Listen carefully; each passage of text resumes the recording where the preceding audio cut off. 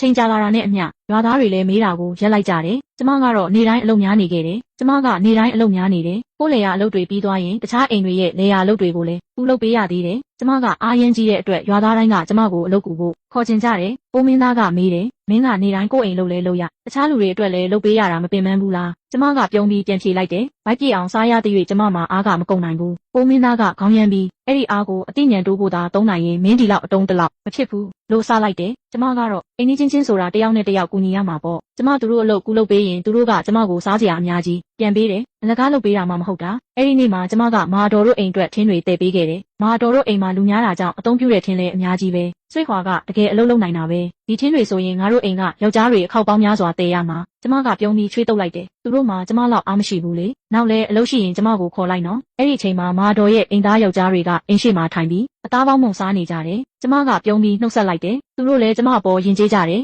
အသားပေါင်းမုံရဲ့အနံ့ကအယမ်းမွေးနေတယ်မာတော်ကရေအေးတစ်ခွက်ခတ်ပေးပြီးကျေးဇူးတင်ပါတယ်ဆွေခွာရေဒါပေမဲ့အိမ်မှာရှိတဲ့စားစရာကမိသားစုအတွက်ပဲလုံလောက်လို့ညစာတော့မကြွေးနိုင်ဘူးနော်လို့ပြောတယ်ကျမကဂရိပေးထားတဲ့ဖယုံသီးနှလုံးကိုဘရော့ပေးမှလဲလို့မေးချင်ပေမဲ့မာတော်ကမီးဖိုချောင်ထဲဝင်ပြီးစားတောက်နေပြီကျမလည်းမေးရမှာအားနာလွန်းလို့မမေးဖြစ်တော့ဘူးမာတော်တို့အိမ်ကထွက်လာတာနဲ့လမ်းဘေးမှာကိုမင်းသားကရက်ပြီးကျမကိုလက်ဝဲရမ်းခေါ်နေတာကိုတွေ့လိုက်ရတယ်မာတော်တို့အိမ်ကယောက်ျား၃ယောက်ကတော့မာတော်တို့အိမ်ကယောက်ျား၃ယောက်လုံးအိမ်မှာအနားယူနေတာကိုမင်းကိုပဲချင်းတယ်ခိုင်းတယ်မင်းလဲသွားလုပ်ပေးသေးတယ်ကျမကရဲပြီးပြန်ဖြေလိုက်တယ်ကျမကနွားတကောင်လိုအားကြီးတာလေသူတို့ကဘလို့လို့ကျမလောက်အားရှိမှလဲကိုမင်းသားကမျက်မှောင်ကျုပ်ပြီးရုတ်တရက်ကျမရဲ့လက်ကိုဆွဲကင်လိုက်တယ်လက်ပေါ်ကချစ်ရာတွေကိုစိုက်ကြည့်ပြီးဒီလိုအားကြီးတဲ့နွားပေါက်လေးတောင်ထိခိုက်ဒဏ်ရာရနိုင်သေးတာပဲလို့တိုးတိုးပြောတယ်ကျမကအနာကိုပို့ရင်အလုပ်လုပ်ရင်ဒဏ်ရာတော့ရတတ်တာပေါ့ဘာမှမဖြစ်ဘူးလို့ပြောလိုက်တယ်ကိုမင်းသားကဒီမနေ့သတင်းပေါက်ကနေငါကြားခဲ့တယ်သူဂရိပေးထားတဲ့ဖယုံသီးနှလုံးကရောဘာလို့မင်းကိုမပေးတာလဲကျမကအပြစ်မတင်ပဲသူမေ့သွားတာဖြစ်မှာပါရပါတယ်နောက်တစ်ခါကျရင်သတိရမှာပေါ့ကိုမင်းသားက